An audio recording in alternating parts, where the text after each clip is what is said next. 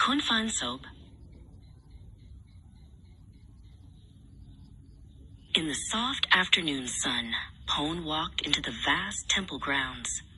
Many people were gradually heading toward the vihara to pay respects to the principal Buddha image. Suddenly, Phaen heard a faint sound, like someone sobbing, emanating from somewhere nearby. Phaen stopped short and searched for the source of the sound, before finding a dark, solemn, ancient warrior statue standing proudly beside the walkway leading into the vihara. The statue's face was etched with sorrow, and its eyes seemed to be shedding clear, trickling water. "Do not be alarmed, good sir," the statue whispered in a dry, husky voice. "I am Khun, the survivor."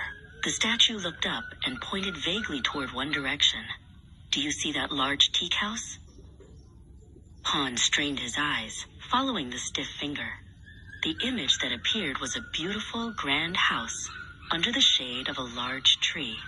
Another statue was seated there, smiling cheerfully and content, happily adorned with many garlands around its neck. "That is the owner of that grand house, the one who once held more power than anyone in this land," Khun's voice murmured. "He rests in blessed shade, celebrated and revered. As for me, I must stand exposed to the sun and rain, without even a single flower." Khun slowly lowered his hand and made a beckoning gesture. Phaen followed the statue a short distance until they reached a wide, open clearing behind the vihara. There, an ancient stone pedestal stood out in the open, the atmosphere silent and chillingly cold, unlike the rest of the temple.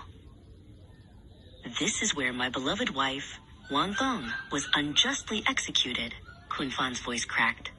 "Due to fabricated charges from that owner of the grand house, simply because of jealousy and a misguided obsession with power." Phaen felt the intense, heart-wrenching pain radiating from the statue. It was so heavy it was difficult to breathe. Thong, who was guilty of nothing at all, except loving me with all her heart. Not only that, Khun sighed deeply.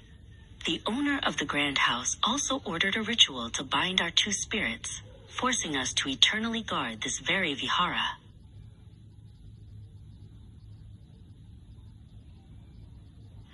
Every time someone comes to pay homage to the principal Buddha image, Thong and I receive the power of that binding again, Khun concluded with a sob louder than the first.